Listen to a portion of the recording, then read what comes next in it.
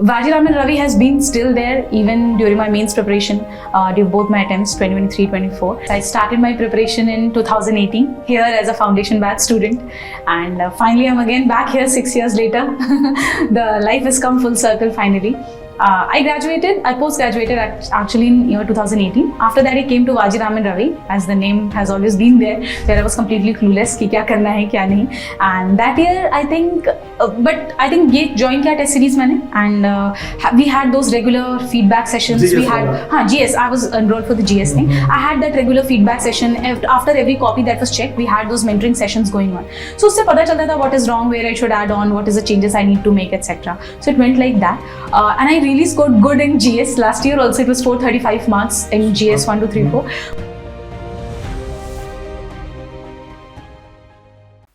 Hello everyone, my name is Parag Parashar. I have qualified Madhya Pradesh Judicial Services 2022 with rank 20. My background is that I have completed my LLB from Delhi University in 2019, then completed LLM in 2021 from Maharishi University, then gave NET and JRF which I cleared in first attempt. और उसके साथ साथ मैं practice भी कर रहा था और मैं अपने एग्ज़ाम्स भी दे रहा था. तो जैसा कि आपको पता है कि इसकी 3 स्टेजेस होती हैं. 3 स्टेजेस में प्रीलिम्स, मेंस और इंटरव्यू आता है. मैंने अभी तक 4 इंटरव्यूज़ दिए हैं. इसके बाद ये मेरा 5वां इंटरव्यू था जो कि क्लियर हो गया था. इससे पहले मैंने यूपी, राजस्थान, हरियाणा और छत्तीसगढ़ का इंटरव्यू दिया था. छत्तीसगढ़ में भी जजमेंट राइटिंग आती है, वो कि सिमिलर थी, जो कि मध्य प्रदेश का चौथा पेपर भी है मेंस में.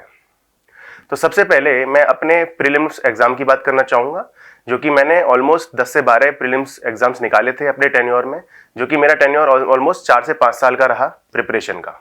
अगर मैं मध्य प्रदेश जुडिशल सर्विसेज की बात करूँ तो उसमें प्रीलिम्स एग्जामिनेशन में 150 क्वेश्चंस आते हैं, जिसमें नेगेटिव मार्किंग कोई नहीं होती है. अभी तक जो जनरल कट ऑफ जाती है वो 110 से लेके 120 के बीच में होती है. इस बार भी कट ऑफ 113 गई थी. इसमें नेगेटिव मार्किंग ना होते हुए तो सारे क्वेश्चंस आपको अटेम्प्ट करने होते हैं. इसमें कुछ सब्जेक्ट इस बार ऐड कर दिए गए थे, जैसे इंफॉर्मेशन टेक्नोलॉजी एक्ट, इसके अलावा POCSO act, juvenile justice act. ये नए एक्ट्स में से कुछ 2 से 3 सवाल आए थे. पैटर्न भी थोड़ा सा चेंज हुआ था, जिसमें कि आपको रिसेंट केसेस, लैंडमार्क जजमेंट्स और बेयर एक्ट बेस तो ये रहता ही है. अगर मैं प्रीलिम्स की बात करूं तो इसमें सबसे ज़्यादा फोकस रहता है आपके बेयर एक्ट पे. अगर आप बेयर एक्ट अच्छे से कर लेते हैं, कवर टू कवर कर लेते हैं, चाहे आपका वो BNSS हो, BNS हो या फिर एविडेंस हो, कोई भी सब्जेक्ट हो, अगर आपको करना है तो सेक्शन 1 से लेके लास्ट जो सेक्शन होता है उसको कवर करना होगा. साथ में उसके इलस्ट्रेशंस, एक एक चीज़ को रटना होगा, समझना होगा. उसमें conceptual clarity as well as rectification भी आता ही है, क्योंकि डिमांड ऑफ पेपर वही रहती है. तो अगर आपको प्रीलिम्स क्लियर करना है तो बेयर एक्ट पे सबसे पहले कमांड होनी चाहिए. उसके साथ आपको प्रीवियस ईयर क्वेश्चंस, इसलिए नहीं कि वो रिपीट होंगे, अब रिपीट होना बंद हो गया क्योंकि पैटर्न चेंज हो गया है, लेकिन प्राइमरी थिंग ये है कि जो पैटर्न आप समझेंगे, अगर आप अपनी नॉलेज को टेस्ट करेंगे, वो अपने जो प्रीवियस ईयर क्वेश्चंस हैं उनसे ही करेंगे. तो अगर आपने उनको प्रीवियस ईयर क्वेश्चंस को लगा लिया तो आपकी जो नॉलेज टेस्ट हो जाएगी. नॉलेज टेस्ट होने की वजह से आप अपने अंदर कॉन्फिडेंस ला पाएंगे कि हाँ, मैं अब रेडी हूँ अपने प्रीलिम्स एग्जामिनेशन के लिए. तो प्रीलिम्स एग्जामिनेशन के लिए मैंने प्रीवियस ईयर क्वेश्चंस लगाए थे, सभी सब्जेक्ट के लगाए थे, जो कि यूनिवर्सल की बुक या फिर सिंगल की बुक कोई भी ले सकते हैं. बस उसमें ध्यान रखिएगा कि कुछ गलतियां होती हैं. अगर आपको लगता है कि ये क्वेश्चन गलत है तो आप इंटरनेट की मदद ले सकते हैं, या फिर आपका कोई दोस्त है उसकी मदद ले सकते हैं. मैं अपने दोस्तों से पूछ लेता था, इंटरनेट से पूछ लेता था, और अगर कोई भी मेरे गाइडेंस के लिए अवेलेबल है पर्सन, मैं उससे पूछ लेता था. लेकिन वो क्वेश्चंस बहुत ही मिनिमल क्वांटिटी में होते हैं, जिससे कि आपकी प्रिपरेशन पे कोई ऐसा मेजर फर्क नहीं पड़ता. तो आप उससे घबराएं नहीं, लेकिन जो क्वेश्चंस हैं ज़्यादातर ठीक ही होते हैं, जिससे कि आपकी जो बेसिक अंडरस्टैंडिंग है किसी भी कॉन्सेप्ट की वो क्लियर रहती है. तो जब आपने वो क्वेश्चंस लगा लिए, आपको एक कॉन्फिडेंस आ गया कि यहाँ से क्वेश्चंस पूछे जाते हैं. और यहाँ पे अब थोड़ा सा ना चेंज हो गया कि अगर मैं बात करूँ 2013, 14, 15 की, वहाँ पे आपके क्वेश्चंस रिपीट होते थे प्रीलिम्स में भी. लेकिन उसके बाद 19-20 में थोड़ा सा पैटर्न चेंज हुआ, लेकिन 22 से लेके 25 तक ये पैटर्न एकदम ड्रास्टिकली चेंज हो गया है, जिसमें कि क्वेश्चंस तो रिपीट होते ही नहीं हैं और बहुत ही डीप बेयर एक्ट में जाने की कोशिश करते हैं, और प्लस आपसे recent as well as landmark judgments लगातार पूछे जाते हैं। तो इस चीज का आप ध्यान रखें कि जो आपके रीसेंट जजमेंट्स हैं या फिर लैंडमार्क जजमेंट्स हैं आप उसको कवर करें, जो कि मेरे लिए बहुत बेनिफिशियल रहा। अगर मैं सिर्फ मध्य प्रदेश की बात करूं या फिर किसी और एग्जाम की बात करूं, जैसे दिल्ली हो गया, हरियाणा हो गया, वहां पे मैंने हमेशा से लाइव लॉ को फॉलो किया था।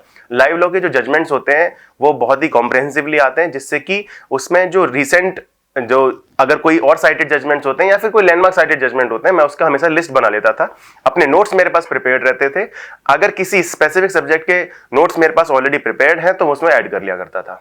तो अगर प्रीलिम्स की बात करूं तो मेनली अभी तक जो मेन क्राइटेरिया है अगर आपको उसको एग्जाम को निकालना है तो वो है आपका बेयर एक्ट, फिर उसके बाद प्रीवियस ईयर क्वेश्चंस, उसके बाद आपका आ गया जजमेंट्स। अब last but not the least वो है आपका मॉक टेस्ट। अगर मैं बात करूं कि मेरा सबसे पहले जो बिहार का प्रीलिम्स या फिर हरियाणा हिमाचल का प्रीलिम्स रुका था, वो कहीं ना कहीं मेरे अंदर एक कमी थी, जो कि मैंने मॉक टेस्ट बहुत कम लगाए हुए थे। उसके बाद मैंने मॉक टेस्ट सीरीज ऑलरेडी, क्योंकि मैंने राहुल IAS से प्रिपरेशन की है, वहां पे मॉक टेस्ट सीरीज हमेशा से अवेलेबल होती ही थी, लेकिन मैंने कुछ एडिशनल मॉक टेस्ट सीरीज भी ली थी, जो कि एक टॉप रैंकर्स उस समय सिर्फ टेस्ट सीरीज निकाला करती थी, तो वो मैंने सिर्फ मध्य प्रदेश के लिए ली थी और बाद में भी मैं उसको फॉलो करता रहा। तो मैंने इसका एक चीज का ध्यान रखा कि मॉक टेस्ट जितने लगा सकूं जिसमें कि वो मेरी जो कमी है वो मुझे पता चल सके कि हाँ ये वाला टॉपिक मुझे नहीं आता है। तो इसमें एक चीज ध्यान रखिएगा, जब भी आप मॉक टेस्ट लगाएं, मॉक टेस्ट लगाने के बाद उसकी जो प्रैक्टिस है वो वहीं खत्म नहीं हो जाती जहां पे कि मॉक टेस्ट का आपका रिजल्ट आ जाता है। उसके बाद उसका सबसे इंपॉर्टेंट चीज है एनालिसिस। अगर आपने एनालिसिस नहीं किया, आपने ये नहीं देखा कि नेगेटिव आपके मार्क्स कहां जा रहे हैं, साथ में अगर नेगेटिव मार्किंग है तो आपके उस स्टेट के लिए, तो अगर आपकी नेगेटिव मार्किंग नहीं है तो आपने कुछ तुक्के भी लगाए होंगे, क्योंकि 100 क्वेश्चंस आते हैं या फिर 150 क्वेश्चंस आते हैं तो आप पूरे के पूरे अटेम्प्ट करेंगे। तो उसमें आपके कुछ गलत होंगे, वो तो आपको करने ही करने हैं कि कहां गलती हुई है। उस गलती को देखते हुए आप उस बेयर के प्रोविजन को पढ़ेंगे, अगर कोई जजमेंट साइटेड है तो उसको पढ़ेंगे। अगर इतना डीप चले जाएंगे तो आपका वो जो गलती है उससे कि आप 4 चीजें और सीखेंगे और उस गलती को भी रेक्टिफाई कर पाएंगे। प्लस अगर आपने कोई तुक्के लगाए हैं, जिसे कहते हैं फ्लूक, क्योंकि फ्लूक अटेम्प्ट भी होते हैं और वो सही भी हो जाते हैं। गलत हो गए तो गलत तो आपने कंसीडर कर ही लिए, लेकिन जो सही हुए हैं उसको भी, क्योंकि अगली बार अगर वो क्वेश्चन आएगा कोई जरूरी नहीं कि आप उसे फिर से सही कर पाएंगे, तो मैं उनको भी ध्यान देता था कि जो मैंने तुक्के लगाए हैं और जो सही हो गए हैं वो उसमें क्या कमी रही है और कहां तक मैं उसे और फिर से सही कर सकता हूं या फिर मैं उसे स्ट्रेंथन कर सकता हूं अपने कॉन्सेप्ट से।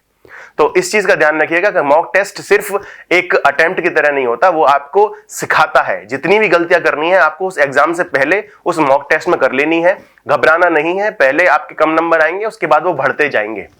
फिर एक सर्टेन टाइम आएगा जिसमें आपको 10 नंबर का डिफरेंस नहीं दिखेगा, आपको 1 नंबर का, 2 नंबर का, हो सकता है कम भी हो जाए, लेकिन आपको कंसिस्टेंटली अगर आपको सच में प्रीलिम्स निकालना है तो आपको मॉक टेस्ट देने पड़ेंगे।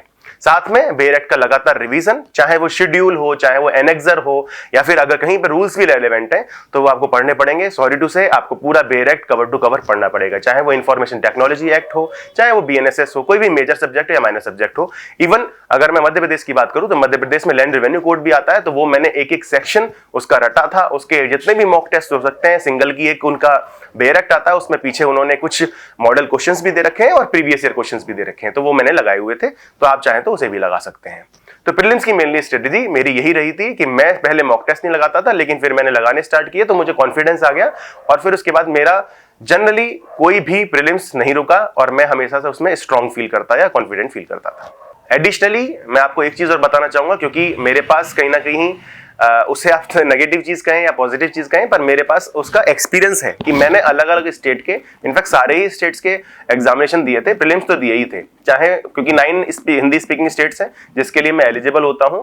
तो वहां पे आप ये चीज ध्यान रखिएगा कि अगर आपने बेस तैयार किया हुआ है, वो बेस किस चीज का है, क्योंकि 8 से 10 सब्जेक्ट जो होते हैं वो आपके हमेशा कॉमन ही रहते हैं, जैसे आपका CRPC, IPC, evidence, CPC, TPA कुछ जगह नहीं होता, पर TPA जनरली होता ही है आपका। SRA कॉन्ट्रैक्ट हर जगह होता है और लिमिटेशन वो भी आपको हर जगह मिलेगा। कुछ केस, कुछ जगह पे हिंदू लॉ और मुस्लिम लॉ भी आता है, कुछ जगह मेंस में आता है, कुछ जगह प्रीलिम्स में आता है, पर वो सब्जेक्ट बहुत इंपॉर्टेंट होते हैं। तो ये 10 से 12 सब्जेक्ट आपके, और अब तो क्योंकि माइनर सब्जेक्ट भले ही है लेकिन पॉक्सो हर जगह आएगा, डोमेस्टिक वायलेंस हर जगह आता है, जुवेनाइल जस्टिस हर जगह आता है, तो वो आपको बहुत स्ट्रांग तरीके से करना पड़ेगा। अगर आपने ये 10-12 सब्जेक्ट पहले तैयार किए, उसको कवर टू कवर किया, उसके प्रीवियस ईयर क्वेश्चंस लगाए, फिर उसके बाद अगर मॉडल क्वेश्चंस मिल जाते हैं तो वो लगा लिए, और मॉक टेस्ट में अगर इंडिविजुअल, अगर आपको कोई भी टेस्ट सीरीज अगर आपको इंडिविजुअल मॉक टेस्ट दे रही है किसी सब्जेक्ट के, तो वो भी आपके लिए बहुत बेनिफिशियल रहता है, जिससे कि उनकी ऑब्वियसली वहां से 5 से 6 क्वेश्चंस आएंगे, लेकिन अगर आपने उसके 100 200 500 क्वेश्चंस लगा लिए तो मुझे नहीं लगता कि वहां पे आपको कोई भी प्रॉब्लम होने वाली है अगर आप मेन जो प्रीलिम्स का एग्जामिनेशन वो देने जा रहे हैं। तो साथ में अगर मैं बात करूं कि अलग अलग स्टेट को कैसे कैटर करें, उसका सिंपल सा तरीका है, पहले आपने बेस बनाया, बेस बनाने के बाद जो भी स्टेट है उसमें अगर कोई एडिशनल सब्जेक्ट पूछा गया है तो उसके आपको क्या करना है, 2 चीजें ध्यान रखनी है कि सबसे पहले उसके, क्योंकि वो बहुत अगर एडिशनल सब्जेक्ट होगा तो जनरली माइनर सब्जेक्ट होगा, माइनर सब्जेक्ट है तो उसके आप नोट्स बना सकते हैं। तो मैं तो ऐसे ही क्या करता था कि पहले तो मेंटल रिवीजन और एक रिटन रिवीजन, 2 चीज किया करता था कि अगर मैंने पार्टनरशिप और सोगा, क्योंकि कुछ जगह ही आता है, जैसे पार्टनरशिप हरियाणा में आता है और अब तो राजस्थान में भी आने लगा है, तो उसके लिए मैं क्या करता, मैं अपना पहले इंडेक्स निकाली, इंडेक्स में सब चीजें पढ़ने के बाद, पूरा कवर टू कवर करने के बाद उसकी इंडेक्स को चैप्टर वाइज मैं याद कर लेता था कि ये चैप्टर यहां से है, ये चैप्टर यहां से है, क्योंकि सीक्वेंस बेस्ड ही होते हैं। क्योंकि जब भी लेजिस्लेचर ने वो बे एक्ट बनाया होगा या फिर वो लॉ बनाया होगा तो उसको कहीं ना कहीं सीक्वेंस या फिर कॉमन सेंस के बेस पे बनाया होगा, तो उस सीक्वेंस को मैं याद कर लेता था। अब जब भी मैं ब्रेक ले रहा हूं, खाना खा रहा हूं या फिर मैं कहीं लाइब्रेरी से घर आ रहा हूं, तो मैं हमेशा ध्यान रखता था कि उसको मैं मेंटली रिवाइज कर लूं, जिससे कि अगर मैंने जैसे सेक्शन 1 के लिए रिकॉल किया कि सेक्शन 1 में ये है, सेक्शन 2 में डेफिनेशंस आ जाती हैं जनरली, तो सेक्शन 2 में पहली डेफिनेशन ये है, दूसरी ये है, तीसरी ये है, तो ये मेरा मेंटल रिवीजन मुझे बहुत ज्यादा स्ट्रांग फील कराता था और मुझे कोई चीजें कभी दिक्कत नहीं होती थी कि मैं याद ना कर पाऊं। साथ में एक रिटन रिवीजन कि एक बार वो चीज हो गई, फिर उसके बाद मैं उस कॉपी में, कोई भी मेरे पास कोई रफ कॉपी होगी तो वहां पे मैं उसके सेक्शंस लिख लेता था। अगर कोई भी एसेंशियल इंग्रेडिएंट जो कि बहुत इंपॉर्टेंट सेक्शन होता है, जैसे मैं रैंडम एग्जांपल लूं तो सेक्शन 5 या सेक्शन 6 ऑफ पार्टनरशिप एक्ट, जो कि स्टेटस एंड कॉन्ट्रैक्ट की बात करते हैं या फिर इंटेंशन ऑफ पार्टीज की बात करते हैं पार्टनरशिप को फॉर्म करने के लिए, तो उसके लिए एसेंशियल इंग्रेडिएंट मैंने लिख लिए, जिससे कि मुझे क्लियर हो गया कि हाँ ये चीज है, ये इंपॉर्टेंट है, और इसके मैंने डिफरेंट डेफिनेशन क्लॉजेस लिख लिए। और सबसे इंपॉर्टेंट, अगर कोई भी बे एक्ट है तो उसका जो प्रिलिमिनरी पार्ट होता है और लास्ट वाला जो मिसलेनियस पार्ट होता है, that is the one of the most important part, जिसको जनरली लोग डिनायल मोड में चले जाते हैं या फिर उसको पढ़ते ही नहीं है। इनफैक्ट वहां से क्वेश्चंस बहुत आते हैं, डेफिनेशन क्लॉज से बहुत आते हैं, कोई भी इंपॉर्टेंट चैप्टर है उससे बहुत आते हैं, साथ में मिसलेनियस से सबसे ज्यादा क्वेश्चंस आते हैं, रिपील्स एंड सेविंग्स की कौन सी डेट है, क्या है, इनसे बहुत आते हैं, तो इसको थोड़ा सा ध्यान रखें। और अगर आप उसके बेसिक इंपॉर्टेंट पॉइंटर्स बना लेंगे कि हाँ यहां से क्वेश्चन बन सकता है, इस जगह से क्वेश्चन बन सकता है, अगर आप, क्योंकि आपका बेस बना हुआ है मेजर सब्जेक्ट का, तो वहां से आपको क्लैरिटी है कि सवाल कहां से पूछ सकता है कोई एग्जामिनर। अगर आप एग्जामिनर की जगह होते तो आप किस तरीके से सोचते उस क्वेश्चन को बनाते हुए। तो मैं हमेशा से जब भी कोई माइनर एक्ट पढ़ता था, किसी भी अगर स्पेसिफिक स्टेट का या फिर लोकल लॉ पढ़ता था, तो मैं ये चीज ध्यान रखता था कि हाँ ये पॉइंट अगर मुझे क्लियर होगा तो मैं उसके बेसिस पे अपने क्वेश्चंस, अपने पॉइंटर्स बना लूंगा, और मैं अगली बार सिर्फ बे एक्ट को नहीं पढ़ूंगा। बे एक्ट के तो इंडेक्स मुझे याद रहेगी क्योंकि मेंटली रिवाइज किया हुआ है, रिटन तरीके से रिवाइज किया हुआ है, लेकिन उन पॉइंटर्स का भी ध्यान रखूंगा कि उसमें कोई डेट है, उसमें कोई पॉइंट है या फिर कोई इलस्ट्रेशन है जिसने मुझे सरप्राइज कर दिया है। जैसे मैं आपको एग्जांपल दूं कि इलस्ट्रेशन को पढ़ने का एक सिंपल सा तरीका है कि इलस्ट्रेशन आप उठाएंगे, इलस्ट्रेशन का जो भी आंसर होगा उसमें आप उसको छुपा लेंगे, कि खुद से आंसर करने की कोशिश करेंगे, क्योंकि law is a common sense generally, exceptions भी होते हैं लेकिन जनरली कॉमन सेंस ही होता है। तो अगर आपने आंसर कर दिया और सही हो गया तो उसमें कोई दिक्कत वाली बात नहीं है, लेकिन मैं अगर कहूं कि आपसे गलत हो गया तो उस इलस्ट्रेशन को कभी मत भूलिएगा, उसको कहीं ना कहीं लिख लीजिए कि अगर ये मेरे पास पेपर में आया तो फिर हो सकता है मैं गलती कर दूं, क्योंकि मैं वहां पे कॉमन सेंस लगाऊंगा, लेकिन कॉमन सेंस नहीं लगाना, वहां पे क्या लगाना है, वहां पे जो भी आंसर उसका बे एक्ट के बेसिस पे होगा वो चीज। क्योंकि कई बार क्या होता है, कुछ ऐसी इलस्ट्रेशंस होती हैं जो अलग अलग प्रोविजन के लिए रेलेवेंट होती हैं, लेकिन वो किसी एक स्पेसिफिक प्रोविजन से अटैच है। अब अगर वो सवाल पूछा गया इलस्ट्रेशन बेस्ड, तो उसमें उस प्रोविजन को साइड करना है या फिर उसके जो प्रोविजंस या फिर इलस्ट्रेशन या फिर इंग्रेडिएंट्स हैं उसी को ही आपको मेंशन करना है, या फिर उसके बेसिस पे ऑब्जेक्टिव क्वेश्चंस को आंसर करना है। लेकिन अगर आपने दूसरे प्रोविजन को, क्योंकि कॉन्सेप्ट बेस्ड तो उसके लिए भी रेलेवेंट है, तो फिर वो आपको क्या कर देगा, आपको आंसर वो गलत देके जाएगा, तो उसका थोड़ा सा ध्यान रखिएगा। तो मेनली तो अगर मैं बात करूं, वो आपका हो गया, एक तो बेस हो गया, उसके साथ में आपके प्रीवियस ईयर क्वेश्चंस हो गए, वो सेम हर तरीके के लिए ही हैं, हर स्टेट के लिए हैं। और एडिशनली अगर लोकल लॉ, स्पेशल लॉ की बात करूं तो उसके लिए सबसे ज्यादा इंपॉर्टेंट होता है मेंटल रिवीजन या फिर अगर आपका रिटन रिवीजन, 2 चीजें बहुत इंपॉर्टेंट होती हैं। तो अगर आप ये करेंगे तो मुझे नहीं लगता किसी भी स्टेट में किसी भी तरीके की कोई प्रॉब्लम हो पाएगी, क्योंकि मैंने ऑलमोस्ट 50 से 60 सब्जेक्ट किए थे, क्योंकि इतने तो हो ही जाते हैं अलग अलग स्टेट के, क्योंकि उसका रीजन ये भी कह सकते हो कि इर्रेगुलर वैकेंसीज रहती हैं, बार बार नहीं आती हैं, तो मजबूरी थी कि हर स्टेट को दूं, और कहीं ना कहीं बेनिफिशियल भी रहा क्योंकि वो मेरे लिए एक बेसिस बना के गए, जिसकी वजह से मैं फाइनली एमपी में सेलेक्ट हो पाया। तो आप उसकी ध्यान रखिएगा। अब आते हैं मेंस के ऊपर। मेंस एग्जामिनेशन हर स्टेट के अलग अलग होते हैं डेफिनेटली, क्योंकि स्टेट का एग्जाम, स्टेट की डिमांड है वो अलग है। उसमें मेन आपके 3 तरीके की पार्ट होते हैं। पहला होता है मेजर लॉज का, जो कि सिविल लॉ और क्रिमिनल लॉ में डिवाइडेड होता है। उसमें कुछ पार्ट होते हैं आपके लोकल लॉज में, अगर वो क्रिमिनल साइड का है, कुछ सिविल साइड के होते हैं, जैसे कस्टम्स और आपके जो रिचुअल्स या फिर यूजेस जो होते हैं वो आपके सिविल लॉ में आते हैं। अगर मैं बात करूं लैंड रेवेन्यू कोड, कुछ जगह पे वहां पे वो सिविल लॉ में डाल देते हैं, कई बार वो क्रिमिनल कोड में भी डाल देते हैं उसको, तो उसका थोड़ा सा ध्यान रखिएगा कि ये जो चीजें हैं, अगर आपके लोकल लॉज की बात करूं, स्पेशल लॉ की बात करूं, वो आपका डिफरेंस क्रिएट करते हैं आपके सिलेक्शन के लिए। तो अगर जैसे उत्तर प्रदेश की बात हो, उत्तर प्रदेश में आपके लोकल लॉ और जीके ही हैं जो आपको सिलेक्शन तक लेके जाते हैं, लेकिन ऑब्वियसली आपका जो लॉ है वो बहुत अच्छा हो, इतना उम्मीद ऑलरेडी हर कोई करके चलता है। तो अगर मैं मध्य प्रदेश की बात करूं स्पेसिफिकली, तो मध्य प्रदेश में 4 एग्जाम्स होते हैं मेंस एग्जामिनेशन में। वो अलग अलग दिन पे 2 दिन पे होते हैं। एक फर्स्ट शिफ्ट में होता है पहला सिविल लॉ का एग्जाम, फिर लैंग्वेज का पेपर होता है सेकंड शिफ्ट में, फिर थर्ड शिफ्ट में होता है जो कि अगले दिन सुबह की शिफ्ट होती है, उसमें होता है आपका क्रिमिनल लॉ का एग्जाम। देन आपका इवनिंग में होता है जजमेंट राइटिंग, जो कि सबसे ज्यादा इंपॉर्टेंट है। इसमें 400 मार्क्स टोटल क्यूमुलेटिव बन जाते हैं, 100 मार्क्स का सारे पेपर हो जाते हैं। अब एडिशनली क्या कर दिया है इस बार, क्योंकि पैटर्न चेंज किया था इस बार, एसेंशियल क्वालिफिकेशंस भी चेंज की थी कि 3 ईयर एज वेल एज 70% कर दिया था एज एसेंशियल क्वालिफिकेशन। और साथ में उन्होंने क्या किया कि 50% क्यूमुलेटिवली आपको लाना पड़ेगा मिनिमम, जिससे कि आप सेलेक्ट या फिर इंटरव्यू की कॉल आ पाए। और साथ में every individual subject must enable you to get at least 50% in the exam. तो अगर आपने 50% किसी सब्जेक्ट में नहीं लाए और आपका 50% से क्यूमुलेटिव आपका टोटल हो रहा है, तो आप सेलेक्ट फिर भी नहीं किए जाओगे। तो वो थोड़ा सा कहीं ना कहीं हार्ड कर दिया था। इसी वजह से मैं ये कह सकता हूँ कि इंटरव्यू में कॉल भी बहुत कम लोगों के लिए आई, और आई वॉज ब्लेस्ड इनफ कि मेरे को कॉल आई थी। तो साथ में मैं ये कहना चाहूंगा कि जब आपने इस क्वालिफिकेशन को देख लिया, आपने उसका पेपर देख लिया, तो अब आपको समझ में आएगा कि डिमांड क्या है, क्योंकि डिमांड है जो मेंस को कैटर करती है। क्योंकि मेंस ही एक ऐसा एग्जामिनेशन है जो आपको फाइनल सिलेक्शन तक लेके जाएगा, क्योंकि ऑलमोस्ट 85% आपका जो मेरिट बनेगी वो मेंस से ही बनेगी, क्योंकि 15% के आसपास या 20% के आसपास उसकी वेटेज रहती है इंटरव्यू की। वो भी ऑलमोस्ट नंबर्स आते हैं, वो कहीं ना कहीं सिमिलर ही आते हैं। अगर आपने गलत किया है तो आपके कम नंबर आ सकते हैं, ज्यादा अच्छा बोले तो आपके ज्यादा नंबर आ सकते हैं, अदरवाइज एवरेज मार्क्स एक ही होते हैं। लेकिन मेंस है जो आपको एज लेके जाएगा। और मेंस में भी सिर्फ लॉ का पेपर नहीं, क्योंकि लॉ में तो यूनिफॉर्म मार्क्स मिलते हैं, लेकिन अगर मैं बात करूं लैंग्वेज का पेपर, अगर मैं बात करूं जजमेंट राइटिंग का पेपर, जो कि आपको लेके जाएगा फिर फाइनल सिलेक्शन तक, क्योंकि मेरा फोकस भी उसी पे रहता था और आपका भी उसी पे रहना चाहिए। तो अगर मैं बात करूं सबसे पहले सिविल लॉ 1 की, तो सिविल लॉ 1 में बेसिक अगर आपके 19 के आसपास क्वेश्चंस आते हैं, जो कि 4 मार्क्स और 8 मार्क्स दोनों में डिवाइडेड है। अब क्या कर दिया है, पहले हम ये सोचते थे कि कुछ स्पेसिफिक टॉपिक्स उठा लीजिए और उसके लिए मेंस का एग्जामिनेशन प्रिपेयर कर लिए प्रीवियस के क्वेश्चन देख के, तो आपका कहीं ना कहीं मेंस का एग्जामिनेशन क्लियर हो जाएगा। लेकिन अब पैटर्न चेंज हो चुका है। Now the examination department has become smart. तो वो क्या करते हैं, वो एक क्वेश्चन को, चाहे वो 8 मार्क्स का हो चाहे वो 4 मार्क्स का हो, उसको वो 2 पार्ट में डिवाइड कर देते थे। अब 2 पार्ट में या फिर 3 पार्ट में, तो क्या होगा, एक एक पार्ट आपका 2 नंबर, 1.5 नंबर या 3 नंबर का हो गया। उससे क्या होगा कि अगर आप ये कहेंगे कि एक टॉपिक से ही सब क्वेश्चन आएगा, अब ये आपका जो फॉर्मूला है वो काम नहीं करेगा। क्यों नहीं करेगा, क्योंकि अब पूरा चाहे बीएनएसएस हो चाहे वो बीएनएस हो, हर टॉपिक से क्वेश्चन बन सकता है, चाहे वो छोटा टॉपिक हो चाहे वो बड़ा टॉपिक हो। क्यों, क्योंकि 2 मार्क्स का क्वेश्चन तो हर जगह से बन जाएगा।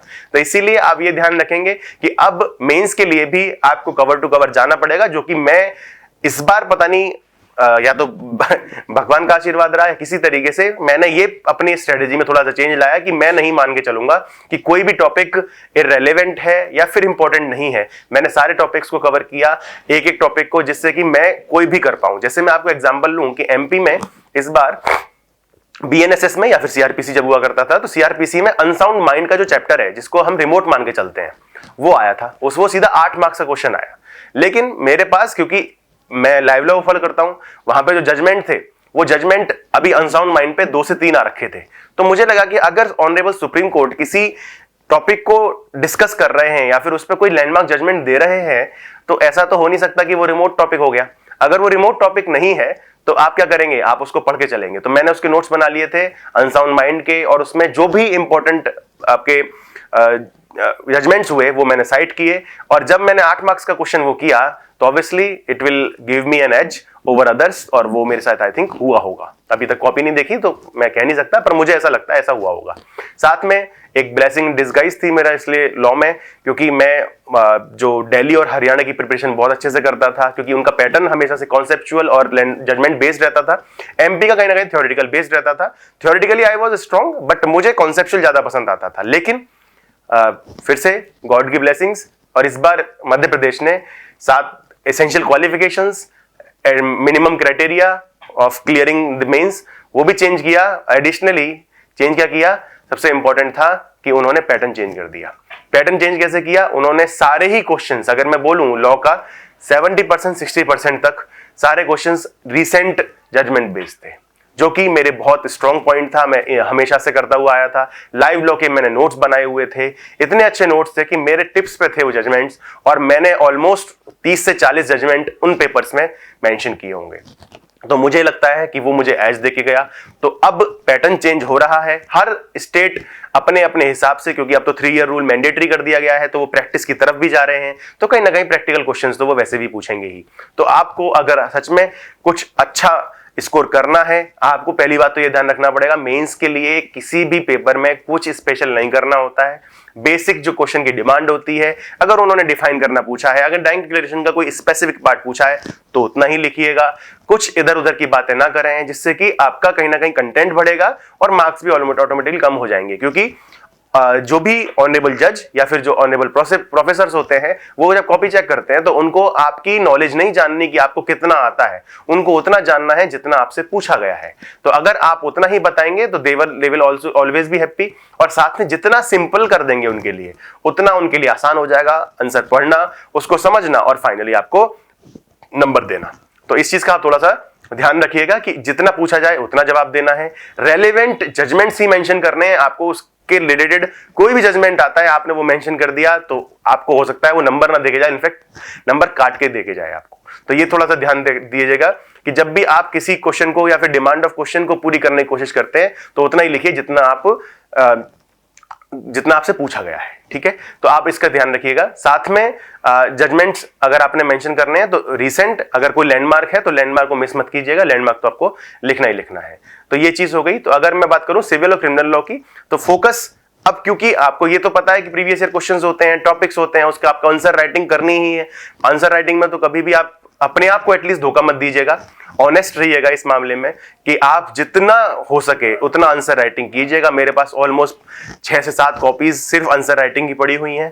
साथ में मैंने कुछ मॉक टेस्ट भी राहुल IAS में भी किए थे, अलग अलग जगह भी किए थे, जहां से कि मुझे हर तरीके का रिव्यू आया। उसमें भी मेरे ऑलमोस्ट 100 से 200 आंसर्स वो हो गए थे। तो मैंने आंसर राइटिंग में कभी भी अपने आप को आलस करते हुए नहीं देखा, जिससे कि मुझे कहीं ना कहीं मेंस लिखने में बहुत मजा आता था।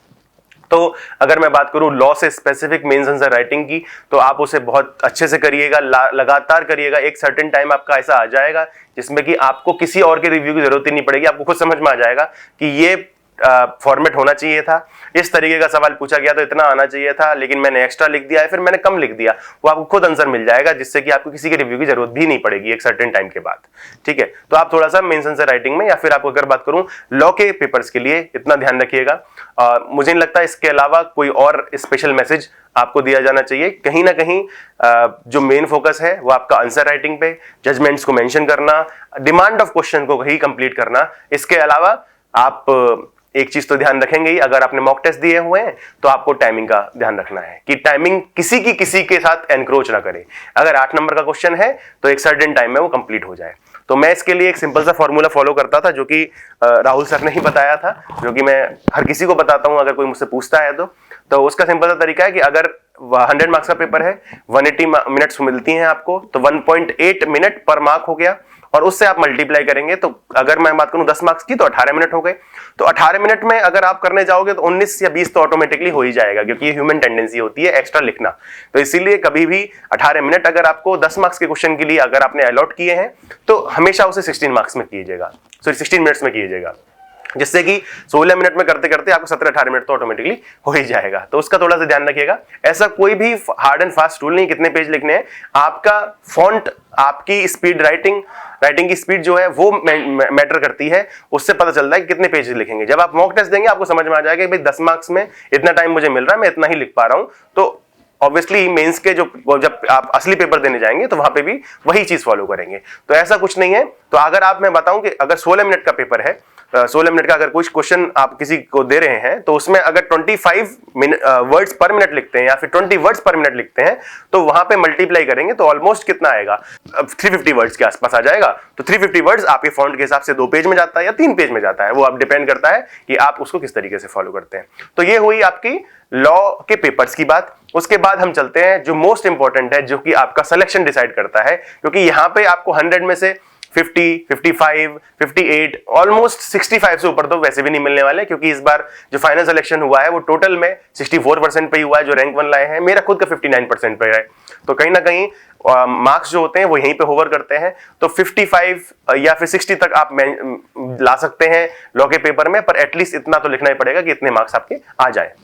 तो अगर आपको सच में कुछ स्पेशल करना है तो वो करना पड़ेगा लैंग्वेज के पेपर में, और आपको करना पड़ेगा जजमेंट राइटिंग के पेपर में। तो लैंग्वेज के पेपर के लिए मैं स्पेशली आऊं तो वहां पे एक चीज ध्यान रखिएगा कि लैंग्वेज का पेपर जो कि स्पेसिफिक, अगर ट्रांसलेशन की बात करूं, स्पेसिफिकली अगर मैं बात करूं ऐसे राइटिंग की या फिर प्रेसी राइटिंग की, वो एक दिन में नहीं होते। वो होते हैं आपके with in a span of time. अगर आज से तैयारी कर रहे हैं तो आपको ध्यान रखना पड़ेगा कि ऑल्टरनेटिवली या फिर वीक में 2 से 3 बार आप उस चीज को कम से कम लिखते जाएं। अगर मैं स्पेसिफिकली ट्रांसलेशन की बात करूं तो ट्रांसलेशन में अगर आपकी हिंदी बहुत खराब है तो आपको तो आज से ही स्टार्ट करना पड़ेगा। अगर आपकी ठीक ठाक आपको लगती है, पर आपको रियलाइज हो जाएगा कि वो खराब ही है, क्योंकि मुझे भी लगता था कि मेरी हिंदी बहुत अच्छी है, लेकिन ऐसा नहीं, क्योंकि वहां पे लीगल ट्रांसलेशन पूछी जाती है। Specifically in MP and Chhattisgarh वहां पे लीगल ट्रांसलेशन पूछते हैं, तो आपको वर्ड्स भी याद नहीं आएंगे। तो अगर मैं स्पेसिफिकली ट्रांसलेशन की बात करूं तो वहां पे लीगल ट्रांसलेशन आता है, उसके एक एक वर्ड का आपको मतलब जनरली पता होना चाहिए। अगर आप मिस कर देते हैं तो आप कहीं ना कहीं उससे मिलता जुलता वर्ड भी लिख देंगे। पर मैं एक चीज आपको बताना चाहूंगा कि सबसे बड़ा चैलेंज ट्रांसलेशन में वर्ड्स का मीनिंग नहीं है, सबसे बड़ा चैलेंज है सेंटेंस मेकिंग। अगर मैं छत्तीसगढ़ की बात करूं, छत्तीसगढ़ में पूरा का पूरा 1 से 2 पैराग्राफ बिना फुल स्टॉप के आ जाते हैं। इसका मतलब कि अगर कोई सेंटेंस इंग्लिश में किसी तरीके से कोई मीनिंग दे रहा है तो वो ऐसा हो सकता है कि हिंदी में किसी और तरीके से आए, क्योंकि एक्टिव पैसिव तो आपको पता ही होगा कि अगर इस तरीके से बोलेंगे या फिर उस तरीके से बोलेंगे तो चीजें कैसा मतलब बनाती हैं या फिर उसका जो मैसेज है वो दे पाती है नहीं दे पाती हैं। तो सबसे पहले आप ध्यान रखेंगे कि ऑब्वियसली क्योंकि आपको कॉन्फिडेंस आपके आंसर में या फिर आपकी ट्रांसलेशन में जब भी आएगा जब आपको वर्ड्स का एकदम एग्जैक्ट मतलब पता है। जैसे अगर एस्ट्रोपल की बात करूं उसे विबंधन बोलते हैं, ना कि रोकना बोलते हैं। तो अगर एम्पावरमेंट की बात करूं तो उसका उत्थान भी बोलते हैं या फिर सशक्तिकरण भी बोलते हैं। तो वर्ड्स के अलावा अगर आप सबसे, क्योंकि आपको वर्ड्स तो कॉन्फिडेंस देंगे ही आपको ट्रांसलेशन करने में, क्योंकि अगर आपको वर्ड याद नहीं आएगा तो आपका पूरा का पूरा सेंटेंस खराब हो जाएगा, आप कॉन्फिडेंट फील नहीं करेंगे कि क्या मतलब होता है उस चीज का। तो आपको सबसे पहले वर्ड्स का मतलब, क्योंकि रोज आप ट्रांसलेशन करेंगे तो अगर कोई भी वर्ड आपको नहीं याद आया तो आप उसको ऊपर लिख लेंगे। जब भी अगली ट्रांसलेशन करने वाले हैं तो रिवाइज जरूर करें कि पिछला वर्ड जो मैंने अगर पढ़ा था तो उसका मतलब क्या था। खुद से मेंटली रिवाइज करने की कोशिश करें, अगर नहीं याद आता है तो उसको देखें, क्योंकि मेंटली अगर आपने रिकॉल कर लिया तो फिर आपको कभी भी वो वर्ड भूलने की तरफ नहीं जाएगा। लेकिन अगर आपने मेंटली रिवाइज नहीं किया, सीधा देख लिया, तो कोई गारंटी नहीं है कि आपको वो रिकॉल हो पाएगा नहीं हो पाएगा, क्योंकि एग्जाम का प्रेशर अलग ही होता है। उस समय क्या चीज रिकॉल हो पाती है, क्या चीज नहीं हो पाती है, तो वो उस समय का आपका मेंटल स्टेट डिसाइड करता है। तो इसीलिए मेंटल रिवीजन बहुत जरूरी है, आप उसमें कॉन्फिडेंट फील करते हैं। सेंटेंस मेकिंग के लिए कुछ नहीं है, उसके लिए तो सिर्फ प्रैक्टिस एंड प्रैक्टिस। आपको लगातार साल, 1.5 साल, 2 साल में आपको बता रहा हूं एटलीस्ट करना पड़ेगा, क्योंकि एमपी और छत्तीसगढ़ अगर आप स्पेसिफिकली उनको टारगेट कर रहे हैं तो वो अपना ट्रांसलेशन का लेवल बहुत बढ़ाते जा रहे हैं। उसका सिंपल सा रीजन है, क्योंकि आपके जजमेंट जब आप लिखोगे डायस पे बैठने के बाद तो वो हिंदी में लिखे जाएंगे। तो हिंदी में लिखने के लिए आपको खुद की हिंदी या फिर ट्रांसलेशन जो अनुवाद कहते हैं, या फिर चार्टशीट इंग्लिश में आई या फिर हिंदी में आई, तो आप उसको पढ़ पाते नहीं पढ़ पाते, क्योंकि उसका जस्टिस ओरिएंटेड सिस्टम पूरा रहता है, उससे जस्टिस इंपैक्ट हो सकता है। तो वो बहुत इंपॉर्टेंट हो जाता है। इस बार फिर से क्योंकि पेपर का लेवल बहुत हार्ड कर दिया था, तो ट्रांसलेशन में भी क्योंकि यहाँ पे सेंटेंस की बेसिस पे आता है मध्य प्रदेश में, वहां पे तो फिर भी एक पूरा पैराग्राफ आ जाता है छत्तीसगढ़ में, तो मध्य प्रदेश में सेंटेंस में पहले तो 15 सेंटेंस आते थे, अब इसको 20 कर दिया, 20 in English to Hindi, Hindi to English भी 20 कर दिए। साथ में जो सेंटेंस का जो लेंथ है वो भी बहुत बड़ी कर दी, किसी भी स्टैट्यूट से उठा के उन्होंने वो सेंटेंस या फिर पूरा का पूरा प्रोविजन डाल दिया। जैसे अगर मैं बात करूं वाइल्ड लाइफ प्रोटेक्शन एक्ट की बात करूं या फिर कोई भी आईपीआर का पूरा वो उठा के डाल दिया, जिससे कि आपको उसको ट्रांसलेशन करना है। तो कहीं ना कहीं जब मैंने अटेम्प्ट किया तो सबसे पहले हिंदी टू इंग्लिश किया, क्योंकि वो आसान होता है, क्योंकि इंग्लिश टू हिंदी में आपको वर्ड हिंदी के याद करने पड़ते हैं, तो वो बहुत मुश्किल हो जाता है कई बार। लेकिन हिंदी टू इंग्लिश में मैंने वो 20 सबसे पहले कर लिए थे, क्योंकि टाइम को मैनेज करना था। उसके बाद जब मैं इंग्लिश टू हिंदी में गया तो मैं 20 में से ऑलमोस्ट 15 से 14 कर पाया था, क्योंकि टाइम भी नहीं था और साथ में बहुत बड़े सेंटेंस आ रहे थे। प्लस आप जब आपने ट्रांसलेशन कर लिया, ट्रांसलेशन के लिए कहीं ना कहीं अगर आप चाहो तो, वैसे तो मैंने तो इतना नहीं किया था क्योंकि मेरी हिंदी फिर भी ठीक ठाक थी, तो मैं प्रैक्टिस पे बिलीव करता था, लेकिन आप चाहो तो डिगलेट का बेरेक्ट जो कि द्विभाषी संस्करण होता है वो आप ले सकते हैं, जिससे कि आपको लगातार वो वर्ड्स दिखते रहेंगे और आपके एक जहन में वो अंदर घुस जाएंगे, जिससे कि आप उसको इजीली रिकॉल कर पाएंगे। तो अगर आप चाहो तो डिगलेट भी ले सकते हो, किसी भी बेरेक्ट को आप डिगलेट तरीके से ले लो और जिससे कि आपको बहुत काम आएगा। तो यहां पर हुई ट्रांसलेशन की बात। अब इसके बाद आते हैं समरी राइटिंग पे। समरी राइटिंग यहाँ पे कहीं ना कहीं लीगल तरीके की आती है, जैसे एफआईआर की समरी राइटिंग दे देंगे या फिर कोई स्टेटमेंट होगा 164 का या फिर जो अभी 183 है बीएनएसएस में, उसके स्टेटमेंट की समरी दे देंगे कि अगर आपने 180 वर्ड्स हैं या फिर 210 वर्ड्स हैं तो उसको 1/3 करके 60 वर्ड्स में या फिर 70 वर्ड्स में आपको उसे समराइज करना होगा। तो उसमें भी सिंपल सी बात है कि आपको सेंटेंस एकदम रिपीट नहीं करने हैं, उसका तरीका फिर से प्रैक्टिस ही है कि अगर आप जब भी उस स्टेट जो आपका संक्षिप्त पैराग्राफ आएगा तो उसको आप जब पढ़ोगे और जो बड़ा वाला पढ़ोगे तो मैसेज एकदम सिमिलर जा रहा है, कोई चीज इंपॉर्टेंट नहीं छूटी है। जैसे अगर मैं स्पेसिफिकली कुछ एग्जांपल्स दूं कि मैंने समरी राइटिंग में क्या चीज अपने आप को ध्यान रखने के लिए बोला था, तो वो था कि मैं किसी एग्जाम्पल को, किसी चीज को जो कि ऑलरेडी रिपीट हो रही है वो मेंशन नहीं करूंगा। जो उनका एक मैसेज है किसी 2 से 3 सेंटेंस में उसको और समराइज करने के लिए मैं उसे यूज करूंगा। और ये समरी राइटिंग ध्यान रखना सिर्फ समरी राइटिंग नहीं है कि आपको सिर्फ वहां के 10 नंबर में से या फिर 20 नंबर में से इतने मार्क्स मिल जाएंगे, वो आपके काम आते हैं लॉ की आंसर राइटिंग में भी, क्योंकि लॉ की आंसर राइटिंग में आपके पास समय उतना ही है, आपके पास पेजेस भी उतने ही हैं। पर एक चीज ध्यान रखना कि अगर आप लिखने जाते हो कि समराइज्ड वे में या फिर कॉम्प्रिहेंसिव वे में, तो लॉ में आप चाहो तो अगर छोटे शब्दों में ज्यादा बातें लिख दोगे तो आपका मैसेज भी ज्यादा चला जाएगा, कंटेंट भी ज्यादा चला जाएगा, लेकिन आप लिख उतना ही रहे हो जितना कोई और लिख रहा है। ठीक है, तो ये बहुत काम आता है आपके लॉ आंसर राइटिंग में। समरी राइटिंग तो है ही, और वो अब वापस से जो अगला नेक्स्ट टॉपिक है हमारा वो है ऐसे राइटिंग का, उसमें बहुत ज्यादा काम आता है, क्योंकि ऐसे राइटिंग का जो डिमांड है वो है 2 चीजों के लिए। एक तो आपकी अवेयरनेस कि आप कितना किसी बारे में सोचते हैं, क्या सोशल टॉपिक के बारे में इतना सोचते हैं, क्या लीगल टॉपिक के बारे में इतना सोचते हैं, तो एक तो वो चीज। दूसरा, आप किसी टॉपिक को कितने अच्छे से आप किसी को समझा पाते हैं कि नहीं समझा पाते, कि आपकी जो एक्सप्रेशन की स्किल्स है वो कितनी अच्छी हैं। अगर आपने ये 2 डिमांड समझ ली किसी ऐसे राइटिंग की तो उसमें आपको कोई दिक्कत नहीं आएगी। मैंने इसमें आपको मैं बताऊं कि जनरली लोग कहते हैं कि वो बुक उठा लो 151 एसेज वाली या फिर 151 निबंध वाली, वो किसी काम की नहीं है, सॉरी टू से। क्यों? क्योंकि उसमें ऑलरेडी जो पुराने टॉपिक हैं उसके बारे में लिखा हुआ है, कोई भी फॉर्मेट सही से फॉलो नहीं किया गया है, तो आप उनको अवॉइड कीजिएगा। मैंने किया है, ये मेरी सलाह है, वो और आपकी मर्जी। और साथ में मैंने एक बुक ली थी जो कि मैं रिकमेंड करना चाहूंगा, उसका नाम है demystifying essays. Demystifying essays I think IAS Anuj Jindal नाम मुझे मैं सही से याद कर पा रहा हूं, तो उन्होंने लिखी है साथ में अपने 2 दोस्तों के साथ, वो भी आई थिंक आईएएस ही हैं।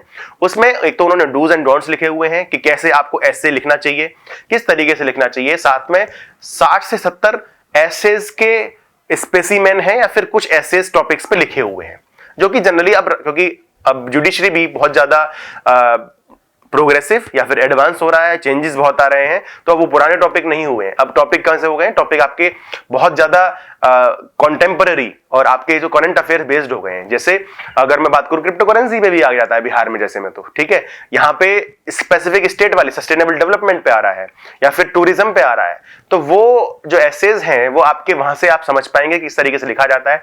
आपको मैं एक चीज और बता दूं कि अपने एसेज के लिए कभी भी इस तरीके से मत कीजिएगा कि मैंने 10 से 15 एसेज प्रिपेयर कर लिए हैं कि इनमें से कोई फंसेगा तो मजा आ जाएगा, ऐसा होता नहीं है। अगर आपने मैंने जितने भी लोगों से मिला हूं, जितने भी मेरे दोस्त सेलेक्ट भी हुए हैं या फिर अभी सेलेक्ट नहीं हुए हैं, या फिर मैं खुद की भी बात करूं, आज तक भी कोई भी ऐसे जो मैंने प्रिपेयर किया है वो फंसा नहीं है। उसका रीजन क्या है? उसका रीजन ये है क्योंकि लगातार आपके जो टॉपिक्स हैं वो डेवलप हो रहे हैं। कि आपने कोई टॉपिक पढ़ा, भले ही प्रिपेयर किया होगा, लेकिन उनमें से कोई एक छोटा सा नुआंस उन्होंने पूछ लिया, अब उसके बारे में लिखना है। जैसे वुमेन एम्पावरमेंट नहीं पूछा जाता है आज की डेट में, वुमेन एम्पावरमेंट इन जुडिशरी पूछा जाता है या फिर डिस्ट्रिक्ट जुडिशरी पूछा जाता है, और उसके प्रोज एंड कॉन्स उसमें भी कुछ एक एडिशनल सेंटेंस डाल देंगे। तो ऐसा नहीं है कि कोई स्पेसिफिक टॉपिक पे कुछ चीज पूछी जा रही है। तो उस चीज का थोड़ा सा ऐसे में ध्यान रखना कि टॉपिक्स अगर आप प्रिपेयर करते हैं तो उसके पॉइंटर्स प्रिपेयर कीजिए, आप उसके बारे में खुद से सोच के लिखें। जितना आप अपने ब्रेन स्टॉर्मिंग कर पाएंगे, एक ऐसे की सबसे ज्यादा प्रिपरेशन लिखने में नहीं होती, उसके बारे में सोचने में होती है। कि अगर आपने किसी भी ऐसे के बारे में एक नैरो माइंडेड अप्रोच ना लिए, आपने एक लिबरल अप्रोच लिया है कि जिससे कि मैं उसके बारे में 10 या 12 डायमेंशन सोच पा रहा हूं। अगर मैंने 10 से 12 डायमेंशन सोच लिए तो एग्जामिनर को भी अच्छा लगेगा कि भाई इसने सिर्फ एक छोटी सी चीज के बारे में नहीं लिखा, इसने इसके अलग अलग इंपैक्ट को, चाहे वो सोशल इंपैक्ट हो, चाहे वो रिलीजियस, पॉलिटिकल, किसी भी तरीके का इंपैक्ट हो, उसके बारे में बोला है। तो ऐसे में आपको कहीं ना कहीं ध्यान रखना है ब्रेन स्टॉर्मिंग। ब्रेन स्टॉर्मिंग होती है एक छोटी सी एक्सरसाइज जो कि कहीं ना कहीं, अगर मैं बोलूंगा 1 घंटा अगर आप एक ऐसे को दे रहे हो तो उसमें से 15 से 20 मिनट एटलीस्ट आपकी ब्रेन स्टॉर्मिंग हो जाती है, जहां पे आप फॉर्मेट बनाते हो कि पहला सेंटेंस मेरा इंट्रोडक्शन का होगा, दूसरा मेरा इसका होगा, तीसरा मेरा प्रोज एंड कॉन्स का होगा, उसके बाद सॉल्यूशंस का होगा। पॉजिटिव रहना है तो सॉल्यूशंस देने बहुत जरूरी है अगर आपने नेगेटिव भी मेंशन किए हैं। फिर वे फॉरवर्ड का रहेगा, कंक्लूजन का रहेगा, इंपैक्ट का रहेगा कि अलग अलग डोमेन में अलग अलग एस्पेक्ट पे कैसे इंपैक्ट जाता है, तो उसका थोड़ा सा ऐसे में ध्यान रखिएगा। इसके अलावा अगर मैं इंट्रोडक्शन की शुरुआत करूं, कि सब लोग सोचते हैं कि इंट्रोडक्शन कैसे करना है, तो इंट्रोडक्शन के लिए मेरा जो फेवरेट तरीका रहता था वो था कि मैं एनेक्डोट, अगर वो एनेक्डोट रियल है, करंट अफेयर से जुड़ा हुआ है तो वो बेस्ट है, या फिर अगर मैं बात करूं तो कोट, अगर एग्जैक्टली कोट आपको याद है तो उससे आप शुरुआत कर सकते हैं। लेकिन कोट का जो तरीका है वो थोड़ा बहुत ऑर्थोडॉक्स है, वो इतना इंपैक्टफुल नहीं रहता, लेकिन एनेक्डोट आप एग्जामिनर का जो अट्रैक्शन है उसको खींचता है, क्योंकि आपने कोई ऐसी चीज लिख दी है, एक स्टोरी लिख दी है, तो स्टोरी पढ़ने में मजा आता है। फिर फाइनली उस स्टोरी से आपने शुरुआत करी और कंक्लूड भी उसी स्टोरी से किया कि अगर ऐसा हुआ था तो अगर हम अपनी पूरी स्टोरी को अपने समराइज करें या कंक्लूड करें और इसका इंपैक्ट इस चीज पे ऐसा होगा और फिर फाइनली सॉल्यूशन इसको इससे निकाले जाएगा, तो वो एक पुराना का पूरा सर्कल बन जाता है, जिससे कि एक आप एग्जामिनर का जो कंसंट्रेशन है उसे बांध के रखते हो अपने पूरे ऐसे में। अगर वो आपने कर लिया तो बहुत अच्छा रहता है। जैसे मैंने एग्जांपल में देता हूं कि अगर इस बार एमपी में मैंने स्पेसिफिक स्टेट की जीके नहीं पढ़ी थी, लेकिन मैंने यूपी के लिए और एमपी के लिए शुरुआत में जब प्रीलिमिनरी में जीके पूछी जाती है एमपी की भी, तो उसके लिए पढ़ी थी, क्योंकि मेरे पास आई थिंक अरिहंत वाली बुक थी, अरिहंत की नो योर स्टेट वाली, उससे मैंने पढ़ा था।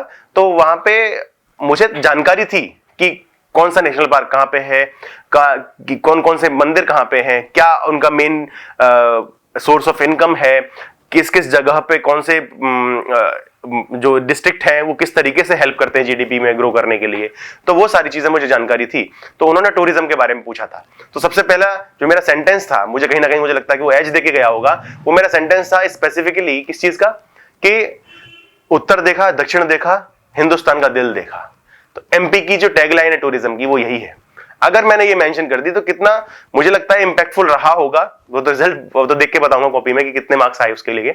तो मुझे लगता है कि वो इंपैक्टफुल है। आप इस तरीके से शुरुआत करेंगे तो आपको बहुत हेल्प करेगा। तो आई थिंक आपको मैंने ऐसे का एक कहीं ना कहीं ढांचा बता दिया है। अगर आप उस बुक को लेना चाहो, डिमिस्टिफाइंग एसेस को, बहुत अच्छी बुक है, तो आप उसको ले सकते हैं। तो आपका एसेस में यहाँ पे खत्म होता है।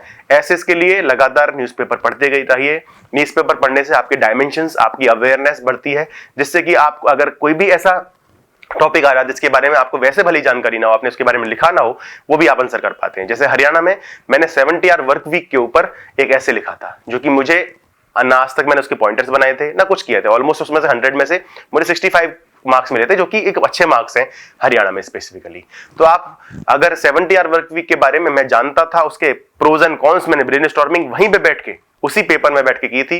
तो अगर आप ऐसा कर सकते हैं, आप कॉन्फिडेंट फील करते हैं क्योंकि आपने एसेस बहुत सारे लिखे हैं, पॉइंटर्स बहुत सारे बनाए हैं और न्यूज़पेपर लगातार पढ़ते हैं, तो मुझे नहीं लगता कि आपको ऐसे में कोई प्रॉब्लम आएगी। और ये जो पेपर है लैंग्वेज का, ये एज दिलाने वाला पेपर है, ये आपको सिलेक्शन दिलाने वाला पेपर है। क्योंकि यहाँ पे आप चाहें तो अगर अच्छा लिखेंगे, अच्छा करके आएंगे, 65-70 तक भी मार्क्स मिल जाते हैं और वो आपको फाइनल सिलेक्शन में आपको मेरिट में ऊपर भी ले जाता है। तो आई थिंक मेरिट मेरी ठीक ठाक थी, रैंक 20, तो मुझे लगता है कि वो कहीं ना कहीं हेल्प उसने किया होगा। अब इसके बाद आते हैं जजमेंट राइटिंग पे। ये मेरा फेवरेट सब्जेक्ट है और मैंने इसकी जो शुरुआत की थी वो पहले जब मैंने एमपी पहला वाला, मैंने आई थिंक 2 एमपी दिए हैं, तो उसमें मध्य प्रदेश में जो पहला वाला एमपी दिया था उसके लिए मैंने जजमेंट राइटिंग स्टार्ट की थी। ऑब्वियसली जजमेंट राइटिंग उसका एक खौफ रहता है कि आप कैसे करेंगे, क्योंकि उसमें आपको अपना दिमाग लगाना है, मार्शलिंग करनी है, अप्रिसिएशन करनी है, बहुत सारी चीजें करनी होती हैं, इश्यूज बनाने होते हैं, जो कि बहुत कहीं ना कहीं एक अपहिल टास्क है। तो अगर मैं बात करूं तो जजमेंट राइटिंग की मैं शुरुआत में उसे प्रोक्रेस्टिनेट करता था। ऑलमोस्ट 2 से 3 महीने मैंने ये सोचा था कि कर लूंगा कोरोना के टाइम पे, लेकिन एक समय ऐसा आया जब मुझे मेंस लिखना था और मेंस के लिए मैंने अपने दोस्त के साथ मिलके उसको करना स्टार्ट किया। एक टाइम करते करते, प्रैक्टिस करते करते, जब आप स्टार्ट करते कोई चीज, वो इतनी पसंद आ जाती है कि आप उसको चाहो तो नींद में भी, आप किसी भी अवस्था में उसको लिख सकते हो। तो जजमेंट राइटिंग मेरा ऐसा ही सब्जेक्ट रहा कि मैं चाहूं तो कभी भी किसी भी तरीके से जजमेंट लिख सकता हूं, और जो कि मुझे कहीं ना कहीं एज भी दिला के गया होगा। इस बार जो जजमेंट आया था, जजमेंट क्रिमिनल का भी आता है, सिविल का भी आता है, सिर्फ क्रिमिनल का भी 40 नंबर का, सिविल का भी 40 नंबर का, 10 नंबर का इश्यूज, 10 नंबर का चार्ज फ्रेमिंग आता है। तो अगर मैं बात करूं उसका जो टाइम डिवीजन है उस पर थोड़ा सा ध्यान रखिएगा, क्योंकि मैं टाइम डिवीजन की बात इसलिए जनरली नहीं करता क्योंकि ये एसेंशियल रिक्वायरमेंट है कि आपको उसके मॉक टेस्ट देने पड़ेंगे। अगर आपने मॉक टेस्ट में जजमेंट राइटिंग की हुई है, आपने 3 घंटे का लगातार जजमेंट राइटिंग लिखा हुआ है, तो आपको एक क्लैरिटी मिल जाती है कि मैं सिविल के लिए इतना टाइम दूंगा, क्रिमिनल के लिए इतना टाइम दूंगा, चार्ज फ्रेमिंग के लिए इतना और इश्यूज के लिए इतना। उसी बेसिस पे मैंने भी डिसाइड कर लिया था। और अगर मैं आपको अपना बताऊं तो मैं सबसे पहले क्या करता था, सबसे पहले मैं इश्यूज और चार्ज फ्रेमिंग वाला काम करता था। वो कम से कम मेरा टारगेट था उसका 30 मिनट में करने का, पर वो कहीं ना कहीं 20 से 25 मिनट में हो जाते थे, क्योंकि उसमें सिंपल इश्यूज बनाने होते थे, फॉर्मेट बनाने की जरूरत नहीं होती थी। चार्ज फ्रेमिंग में मैं चाहूं तो फॉर्मेट बना सकता था, तो फॉर्मेट मैंने उसमें नहीं बनाया था। तो आई थिंक वहां पे चार्ज फ्रेमिंग और इश्यूज में जल्दी से चीजें हो जाती है, क्योंकि फॉर्मेट का ऐसा कोई रिक्वायरमेंट नहीं होती है। अब इसके बाद आते हैं सिविल जजमेंट पे, क्योंकि सिविल जजमेंट क्या है, सिविल जजमेंट में सीधे इश्यूज होते हैं। इसमें एक चार्ज फ्रेमिंग की अलग से स्टेज नहीं होती है, इसमें 2-2 बार जजमेंट राइटिंग नहीं, इसमें 2-2 बार आपको फॉर्मेट में लिखने होते हैं, तो इसलिए उसमें टाइम कम लगता है। जब टाइम ऑलरेडी कम लगता है तो उसका ऑलमोस्ट 40-45 मिनट्स में आपका जजमेंट हो सकता है सिविल वाला। तो अगर मैं बात करूं 45 मिनट्स इधर, 30 मिनट्स इधर, तो आपका कितना हो गया, 1.25 घंटा। तो अब 1.25 घंटा हो गया ऑलमोस्ट घूम घाम के। अगर मैं और इसको एक्सटेंड करूं, क्योंकि लिखते लिखते थोड़ा सा एक्स्ट्रा हो ही जाता है, तो 1.5 घंटा मैक्सिमम। अब उसके बाद हमारे पास बचा 1.5 घंटा, तो 3 घंटे का पेपर होता है। तो 1.5 घंटे के लिए मैं किसको देता था, क्रिमिनल जजमेंट राइटिंग के लिए। क्रिमिनल जजमेंट राइटिंग उसको टाइम इतना इसलिए देना है कि उसमें एक तो एप्रिसिएशन के लिए बहुत सारी चीजें होती थी, मार्शलिंग के लिए बहुत सारी चीजें होती थी, क्योंकि जनरली सिविल में जो बेसिक फाउंडेशन रहती है जजमेंट राइटिंग की, वो रहती है आपका कि टॉपिक क्या है, उसमें आपका लॉ पॉइंट क्या है, क्योंकि उसमें फैक्ट्स इतने नहीं होते कि आप उसको मार्शलिंग करके किसी में रेलेवेंट बना पाओ। 1 से 2 पैराग्राफ में आपका टेस्टिमनी और इनकी सबकी मार्शलिंग हो जाती है। मार्शलिंग का अगर मैं बताऊं, मार्शलिंग का मतलब ये होता है कि कोई फैक्ट अगर कोर्ट के सामने आया है तो वो किस प्रोविजन में, एविडेंस एक्ट के या फिर बीएसए में रेलेवेंट होगा। तो आप अगर ये बता पाएंगे कि रेलेवेंट है, तभी तो उसको कंसीडर करेंगे जजमेंट राइटिंग के लिए। तो इसीलिए वो मार्शलिंग का जो पूरा प्रोसेस होता है वो बहुत छोटा होता है सिविल में, लेकिन क्रिमिनल में उसके ऑलमोस्ट 7 से 8 पैराग्राफ हो जाते हैं। तो इसीलिए आपको ये चीज ध्यान रखनी पड़ेगी कि क्रिमिनल में 1.5 घंटा लग जाता है, और सिविल में आप उसे चाहें तो 45 मिनट्स में ऑलमोस्ट कवर कर सकते हैं, और बचा हुआ 30 मिनट्स आपके चला जाएगा इश्यूज फ्रेमिंग में और जजमेंट राइटिंग नहीं, चार्ज फ्रेमिंग में। तो आपके ये सारी चीजें हो जाएंगी। अब मैं बात करूं कि मैंने इसके लिए कौन सी बुक रेफर की थी, तो उसके लिए सिंपल सी बुक है, जो है रविंद्रजीत सिंह, हरजिंदर कौर जी की बुक, जो कि डीजीएस में भी सर्विंग है, जिनका छत्तीसगढ़ में 1st और 2nd रैंक आई थी। उन्होंने वो बहुत प्यारी बुक लिखी हुई है, आप उसे ब्लाइंडली फॉलो कर सकते हैं। आप उसमें उसके जितने भी मॉडल क्वेश्चंस हैं, प्रीवियस ईयर क्वेश्चन के सॉल्यूशंस हैं, आप उनको करें। साथ में जो उनका आंसर दे रखे हैं वो बहुत इलेबोरेटिव है, तो आप चाहें तो उन्हें छोटा भी कर सकते हैं अलग अलग तरीके से। इसमें जो मेन चीज होती है कि जहां पे कि आपको नंबर बनाने होते हैं। अगर मैं सिविल की बात करूं तो सिविल जजमेंट राइटिंग में सबसे पहले फॉर्मेट लेटेस्ट ध्यान रखिएगा। आप जब भी पेपर देने जा रहे हैं उससे पहले कोई भी डिस्ट्रिक्ट कोर्ट, जैसे मैं मध्य प्रदेश की बात करूं तो मध्य प्रदेश में जो भी डिस्ट्रिक्ट कोर्ट फॉलो कर रहा है आपका फॉर्मेट, उसी को ही फॉलो करना है। ये नहीं कि आपको किसी कोचिंग ने या फिर कुछ बता दिया आप उसको फॉलो करते जा रहे हैं, क्योंकि रॉबिनजीत सर की जो बुक है उसमें भी पुराने फॉर्मेट्स दिए हुए हैं, तो आप उसको प्लीज फॉलो मत कीजिएगा, क्योंकि यहाँ पे अब टेबल फॉर्मेट आ चुका था, और मैं छत्तीसगढ़ में as well as in MP मैंने वही फॉलो किया। वो लेंथी लगता है, लेकिन प्रैक्टिस के साथ मेरे को इतना रट गया था कि मैंने उसे 5 से 10 मिनट में पूरा का पूरा बना दिया था। तो आप अगर प्रैक्टिस करेंगे तो उस फॉर्मेट को भी इजीली इनकलकेट कर पाएंगे, जो कि जनरली लोग नहीं कर पाते हैं और पुराने फॉर्मेट के साथ ही स्टिक करके आगे बढ़ जाते हैं। ऐसा नहीं कि बहुत ज्यादा नंबर कटेंगे, पर मुझे एडिशनल नंबर जरूर मिल जाएंगे because I am following the new format as well. ठीक है, तो मैं अवेयर भी हूं साथ में। अब मैं सिविल की बात करूं, सिविल में सबसे इंपॉर्टेंट होता है इश्यूज। अगर इश्यूज की बात करें तो इश्यूज में आपने प्रैक्टिस की हुई है कि सीपीसी में या फिर स्पेसिफिक रिलीफ एक्ट आपने अच्छे से पढ़ा हुआ है, तो इश्यूज ऑर्डर 14 के हिसाब से, ऑर्डर 15 के हिसाब से अगर आपने बना लिए हैं तो वेल एंड गुड। अगर आपके इश्यूज ही खराब हो गए तो आपका पूरा जजमेंट खराब हो जाने वाला है। तो सबसे ज्यादा काम सिविल में इश्यूज पे कीजिएगा। अगर इश्यूज आपके ठीक हैं तो आपका जजमेंट अच्छा जाने वाला है। प्लस कुछ लोग मिस कर देते हैं कि जो स्टोरी ऑफ प्लेंटिफ होती है, स्टोरी ऑफ डिफेंडेंट होती है, उसको आप स्किप कर देते हैं कि in the brevity I am not able to write it here. But ऐसा नहीं करना है। आप कोशिश करें जितना हो सके कि बहुत छोटे में ही सही, लेकिन उसको ब्रीफ में लिख के आए। वो बहुत अच्छा इंपैक्ट डालता है, वो पॉजिटिव इंपैक्ट देता है। तो आप प्लीज उसको लिखिएगा और आपको बहुत हेल्प करेगी। फिर इसके बाद फाइनली जो आपका रिलीफ होता है, relief must go with the prayer. जो भी प्रेयर आपसे मांगी गई है उसके हिसाब से रिलीफ लिखना। रिलीफ में आपको एक एक चीज अच्छे से क्लियरली लिख के आनी है, क्योंकि वो है जो आपका लास्ट इंप्रेशन देगा, जिसके बाद आपको नंबर मिलने वाले हैं। अब आते हैं हम क्रिमिनल जजमेंट राइटिंग पे। क्रिमिनल जजमेंट राइटिंग में आपको फॉर्मेट एग्जैक्टली वैसे ही फॉलो करना है जो मैंने अभी आपको बताया। Latest format available in the district court या फिर आपको वेबसाइट पे मिल जाएगा, ई डिस्ट्रिक्ट कोर्ट की, या फिर एप्लीकेशन भी है। आप प्रैक्टिस करते हो तो ये तो आपको पता ही होगा एटलीस्ट। तो आप इस चीज का ध्यान रखिएगा कि फॉर्मेट वही फॉलो करना है। प्लस आपको एक चीज ध्यान रखनी है कि चार्ज फ्रेमिंग, जो कि सबसे आसान चीज मैं मानता हूं, क्योंकि चार्ज आपको आईपीसी या बीएनएस अच्छे से पता है, एक एक चार्ज पता है, आपने प्रैक्टिस की हुई है, क्योंकि वो बहुत इंटरेस्टिंग होता है। क्रिमिनल जजमेंट राइटिंग में बहुत मजा भी आता है। तो आप उसके लिए थोड़ा सा ध्यान रखिएगा कि जब जजमेंट राइटिंग आप या चार्ज फ्रेमिंग करते हैं तो उसका फॉर्मेट जो आपको रॉबिन जी सर में दे रखा है वो बहुत सही है। फॉर्मेट अच्छे से लिखिएगा, उसके इंग्रेडिएंट सारे लिखिएगा, और फाइनली प्ली ऑफ करके फिर उसके दोबारा आपको एक और बार फॉर्मेट बनाना पड़ेगा, और उस फॉर्मेट को बनाते हुए फिर आप कंटिन्यू करेंगे। अब इसमें क्या होता है, इसमें सबसे ज्यादा इंपॉर्टेंट होता है मार्शलिंग, कि आपने कहां कहां पे रेलेवेंट बनाया है, कौन कौन से फैक्टर्स इंपॉर्टेंट फॉलो किए हैं, या फिर कौन से विटनेस को आपने स्टार विटनेस बनाया है। साथ में लास्ट में होता है इसमें एप्रिसिएशन, कि आपने कौन सा लॉ लगाया है, आपने कौन सा दिमाग लगाया है। साथ में ध्यान रखना in the civil as well as in the criminal, अगर कोई लैंडमार्क केस जनरली रेलिवेंट होता ही है तो आपको उसको जरूर लिखिएगा कि अगर आपने लैंडमार्क केस या फिर रिसेंट केस लिख दिया तो क्योंकि आपको एडिशनल नंबर देके जाएगा। फिर फाइनली कन्विक्शन के हिसाब से आपको पनिशमेंट देनी है। पनिशमेंट का ध्यान रखना, पनिशमेंट पूरी की पूरी नहीं देनी होती है, कम देनी होती है। अगर 7 साल कहीं पे पनिशमेंट है उस ऑफेंस के लिए तो आपको 3 से 4 साल चल जाएगा। सबसे अच्छी बात यह है मध्य प्रदेश में कि जो केसेस सिर्फ जुडिशियल मजिस्ट्रेट फर्स्ट क्लास द्वारा ट्राइबल है वही पूछे जाते हैं, इसके अलावा नहीं पूछे जाते हैं। तो कोर्ट ऑफ सेशन वाले जो ऑफेंसेस हैं उनको लिए आप चार्ज फ्रेमिंग या फिर आपको क्रिमिनल जजमेंट लिखने की जरूरत नहीं है, एक अच्छी बात है। प्लस आप कोई भी लेटेस्ट पेक्यूनरी जो आपकी ज्यूरिसडिक्शन है मध्य प्रदेश की वो आप थोड़ा फॉलो कीजिएगा, क्योंकि उसके बेसिस पे आपको पता चलता है कि आप जब जजमेंट स्टार्ट करेंगे वो in the court of civil जज जूनियर डिवीजन जाएगा या सीनियर डिवीजन जाएगा। तो अगर आपने वो गलती कर दी, अगर आप रेंट ट्रिब्यूनल की बात करें तो वो रेंट ट्रिब्यूनल का अगर केस बनता है तो आप उसी को मेंशन करेंगे, ना कि आप किसी मजिस्ट्रेट के कोर्ट को मेंशन करेंगे। तो आप उसका ध्यान रखिए, क्योंकि शुरुआत से ही इंप्रेशन गलत बन जाता है तो दिक्कत आ जाती है। ठीक है, तो आप उसका थोड़ा सा ध्यान रखेंगे। नेक्स्ट जब मैं बात करूं क्रिमिनल की, तो क्रिमिनल में आपने अगर पनिशमेंट दे दी, सब कुछ दे दिया, इसके अलावा आप जब फाइनलिटी में लाते हैं तो फाइनलिटी में जो आपने टेबल बनाई है तो टेबल में जितना भी आपका कंक्लूजन निकला है आप उसको फाइनली जाके आंसर में लिख देंगे।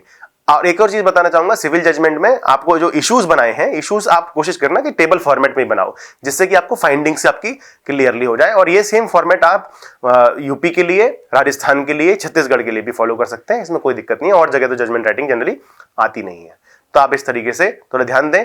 सिंपल प्रैक्टिस करो, जजमेंट लिखो, बहुत अच्छे कितने सारे जजमेंट जितने हो सकते हैं कहीं से भी इधर उधर से ढूंढ के कोई भी फैक्ट्स लेके आप लिखो, बहुत मजा आता है। जब आपको वो चीज आ गई तो आपको एक फाउंडेशन, आपको अपने कॉन्सेप्ट में बहुत ज्यादा स्ट्रॉन्ग पॉइंट मिल जाएगा। एडिशनली आपको मैं एक और चीज बता दूं, जजमेंट राइटिंग के लिए कोई भी डिफाइंड सिलेबस नहीं है। वो हो सकता है आपका सिविल का जो है लैंड रेवेन्यू से पूछ लें, सिविल का हो सकता है रेंट कंट्रोल से पूछ लें, और क्रिमिनल में भी आपका जनरली तो बीएनएस से आता है, पर कुछ हो सकता है पॉक्सो के नुआंसेस डाल दें, तो वो आप थोड़ा सा ध्यान रखिएगा कि कोई भी सेट पैटर्न नहीं है। अगर सिविल में टीपीए भी पूछ लेते हैं, सिविल में आपके कॉन्ट्रैक्ट से भी पूछ लेते हैं, तो आपको सारे ही सब्जेक्ट अच्छे से आने चाहिए, सारे ही प्रोविजंस आपको उसके बाद में रेलेवेंसी आपको दिखानी पड़ेगी, क्लियरली आपको बताना पड़ेगा।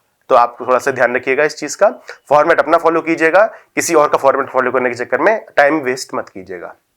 तो आई थिंक यहाँ पे आपके 4 पेपर होते हैं, और अगर आपने इस तरीके से थोड़ा सा और एकदम प्रैक्टिस करके डेडिकेटेडली डिसिप्लिन के साथ ये चीज़ें फॉलो की तो सबसे अच्छा रहेगा। अब आते हैं अपनी लास्ट स्टेज पे, जो है इंटरव्यू स्टेज। क्योंकि अब इंटरव्यू स्टेज पहले वाली नहीं रही है, अब क्योंकि 3 ईयर रूल भी आ गया है, आपको उसके हिसाब से ही तैयार होना पड़ेगा कि आप अगर कोर्ट ऑब्वियसली जाएंगे ही, कोर्ट जाएंगे तो रेगुलर तो नहीं इतना जा पाते। उसका रीजन ये है कि आपको पढ़ाई भी करनी है, पर जितना भी जाते हैं, जैसे लास्ट 1 साल में 2 साल में आपने बहुत अच्छे से कोर्ट किया, उससे पहले अपनी प्रिपरेशन की, साथ में आप चाहे तो डेली रिवीजन और साथ में मॉक टेस्ट दे सकते हैं, जिससे कि आपका कोर्ट भी हो जाएगा और साथ में आपका प्रैक्टिस भी, आपका रिवीजन भी हो जाएगा।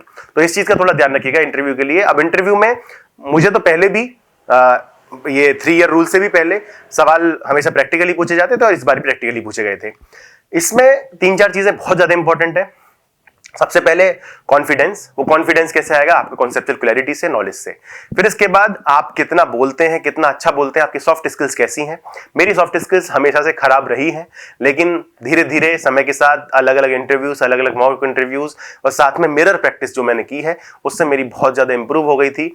अगर वो इंग्लिश में पूछते हैं तो इंग्लिश में जवाब दीजिएगा, अगर हिंदी में पूछते हैं तो हिंदी में जवाब दीजिएगा। इसमें कोई दिक्कत वाली बात नहीं है, क्योंकि हिंदी स्पीकिंग स्टेट्स है तो वहां चलेगा। दिल्ली और हरियाणा में जनरली इंग्लिश में इंटरव्यू होता है, तो just keep it in English, क्योंकि वो इंग्लिश में ही सवाल पूछेंगे। हिंदी में पूछते हैं तो गिव इट इन हिंदी, क्योंकि वही एक तरीके का एक पैटर्न होता है। ये नहीं होता कि वो इंग्लिश में पूछ रहे हैं तो आप हिंदी में जवाब दे रहे हैं। अगर हिंदी में जवाब दे रहे हैं तो जस्ट कीप सम कर्टेसी, और उनसे आप परमिशन ले सकते हैं, can I give this answer in Hindi, तो वो आपको जनरली अलाउ ही कर देते हैं। सबसे अच्छी बात, वो कॉर्डियल होते हैं, आपकी रेस्पेक्ट करते हैं, क्योंकि आप एक प्री मेंस देने के बाद आप इस स्टेज तक पहुंचे हैं, जो कि एक आसान बात नहीं होती है। तो कॉन्फिडेंस हो गया, आपकी सॉफ्ट स्किल्स हो गई, बात करने का तरीका हो गया, और last but not the least that is honesty. अगर आप वहां पे झूठ बोलेंगे तो मैं आपको बता रहा हूं, आप बाहर हो। उसका रीजन सिंपल सा है कि अगर आप झूठ बोल रहे हैं तो वो झूठ आपके चेहरे पे दिख जाता है, क्योंकि आपकी तो अभी शुरुआत है। वो लोग तो जाने कब से विटनेसेस को देखते हुए आ रहे हैं, खुद भी वो एडवोकेट रहे हैं और अब तो जजेस बन चुके हैं, और जजेस देख के तो वो सारे विटनेसेस का उनका डिमीनर ही उन्हें देखना होता है।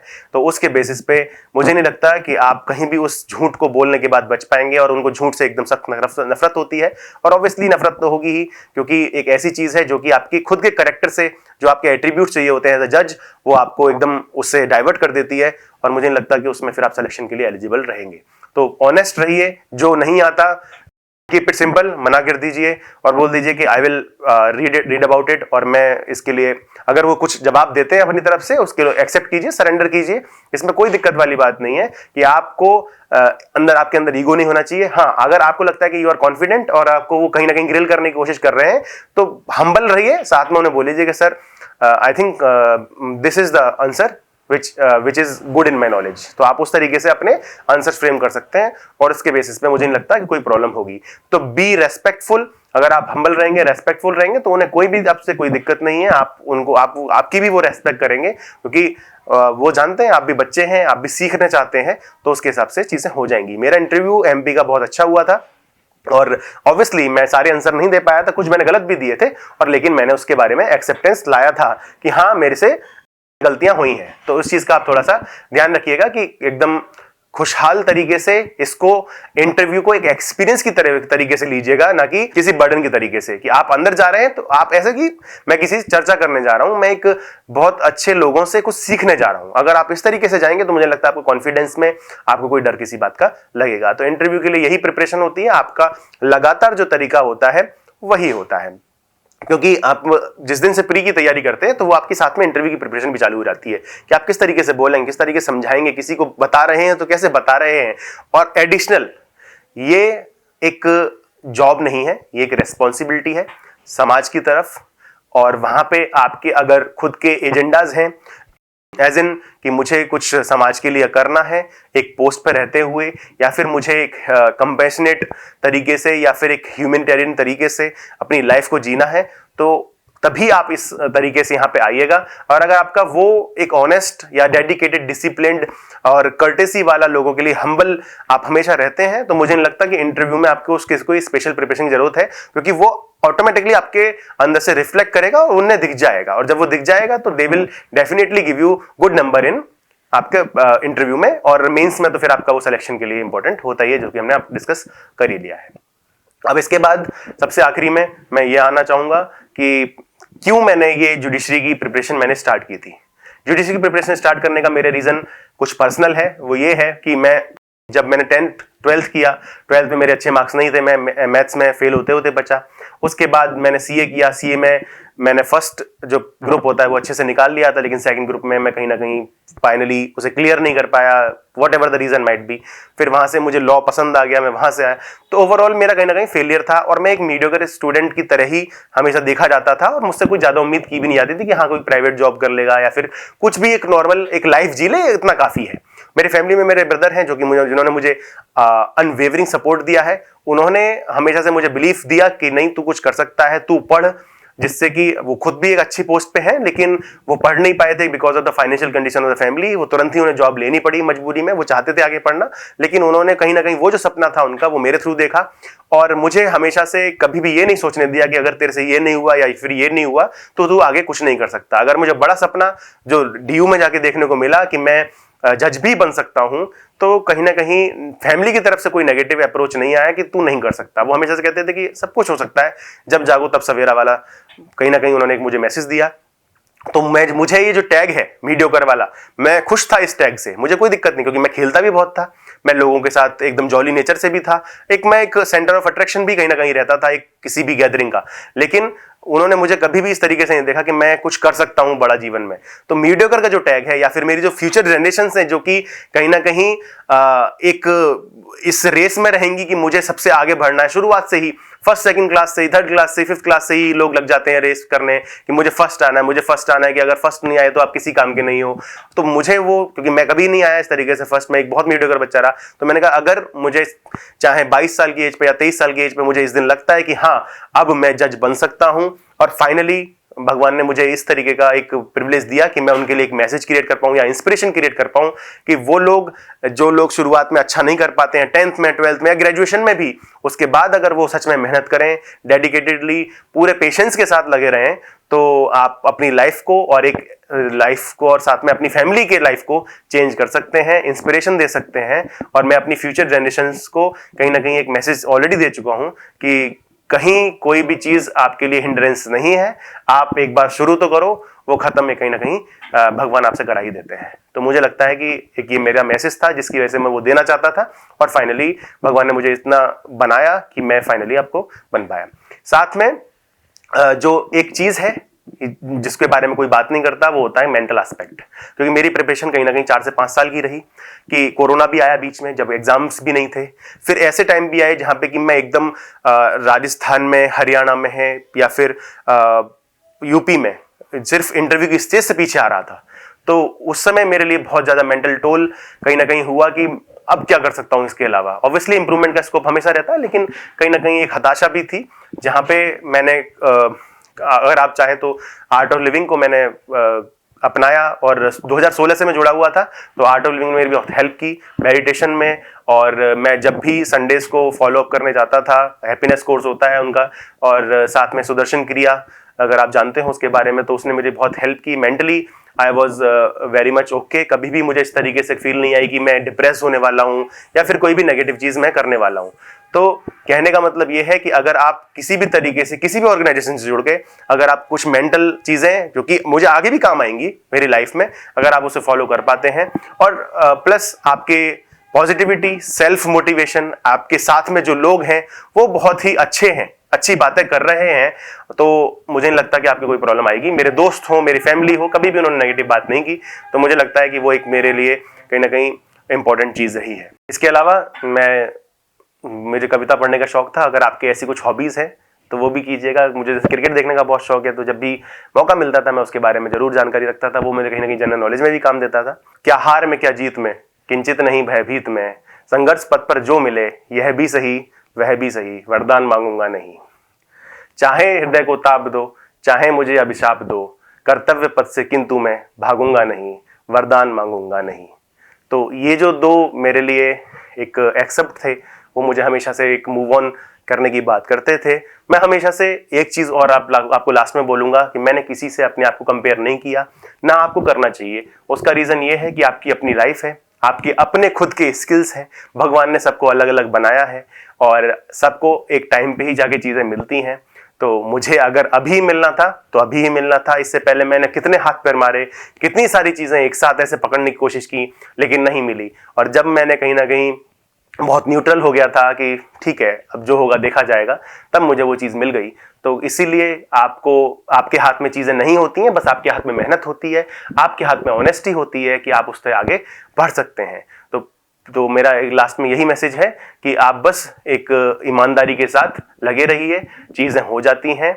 और मुझे नहीं लगता कि मैं किसी से कंपैरिजन करके मैं कहीं ना कहीं भगवान को ही धोखा दे रहा हूँ कि उन्होंने मुझे अलग बनाया है तो मैं अलग अलग हूं। मैं किसी से कंपेयर करके कहीं ना कहीं उनकी जो खुद की रचना है उसके साथ ही एक धोखा दे रहा हूं।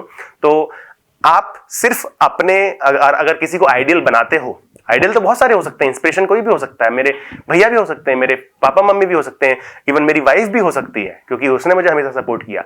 लेकिन सबसे ज्यादा इंपॉर्टेंट पर्सन है जो आपका आइडियल बनने लायक है, वो है आपका फ्यूचर पर्सन, कि आप फ्यूचर में कैसे होने वाले हो। मैं अपने आप को 2015 में या 2016 का देखता हूं तो मैं नहीं सोच सकता कि मैं इस लेवल पे भी हो सकता हूं, या फिर मैं अगले 10 साल में जब जो भी होऊंगा मैं नहीं सोच सकता मैं वो होऊंगा।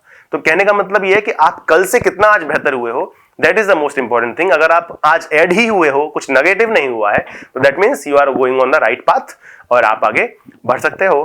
तो आई थिंक मेरी आपको शुभकामनाएं।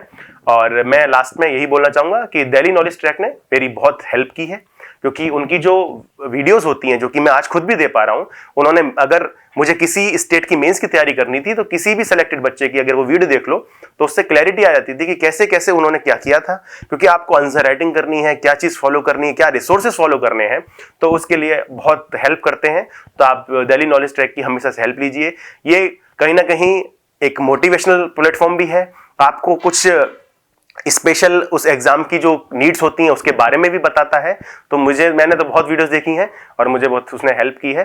तो I wish best of luck for to the DKT as well as to you. और 3 साल का ये जो भी हिंड्रेंस है, ये छोटी चीजें हैं जो जितना आज मैं जो फील कर पा रहा हूँ एज अ जज, अगर आप फील करेंगे तो उस दिन समझ में आ जाएगा 3 साल कुछ नहीं होते। ये सब एक बीच का हिंड्रेंस है जिससे कि आपको कहीं ना कहीं अपॉर्चुनिटी की तरह लेना चाहिए कि आप इसे पूरा कहीं ना कहीं अपनी प्रिपरेशन इतनी 100% दे लें कि प्रैक्टिस भी कर रहे हैं, रिवीजन भी कर रहे हैं, मॉक टेस्ट भी दे रहे हैं, और जैसे ही एग्जाम आता 3 साल बाद you are going to crack it. तो अगर जिस दिन हो जाएगा सारी चीजें, सब आपकी नेगेटिविटी, जितने लोग कुछ भी बोल रहे हैं या फिर आपकी जितने भी आपके डाउट्स हैं, सेल्फ डाउट्स हैं कि क्या होगा करियर में, और मैं ये कर लेता, मैं वो कर लेता, सब मिट जाएंगे और everything will fall in the place. And आज मैं जो फील कर पा रहा हूं वो आप भी फील करेंगे। That is the most important thing for a human being, that is satisfaction. तो मैं वो फील कर पा रहा हूं तो आपको भी फील करना चाहिए। तो all the best, thank you so much.